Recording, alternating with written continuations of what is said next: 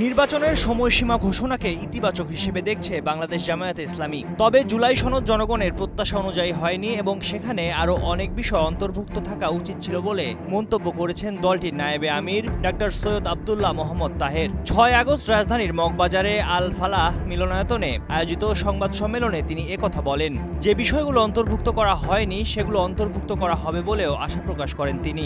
সংবাদ সম্মেলনে লিখিত বক্তব্যে সৈয়দ আব্দুল্লাহ মোহাম্মদ তাহের বলেন, জুলাই গণ অভ্যুত্থানের প্রধান আকাঙ্ক্ষা ছিল রাষ্ট্র সংস্কার। এজন্য ৬টি কমিশন গঠন এবং জাতীয় ঐক্যমত্য কমিশনের সঙ্গে ২ পর্বের ২ মাসেরও অধিক কাল যে কার্যক্রম পরিচালিত হয়েছে এবং ১৯টি বিষয়ে ঐক্যমত্যের মাধ্যমে জুলাই জাতীয় সনদ প্রণয়নের সিদ্ধান্ত হয়েছে।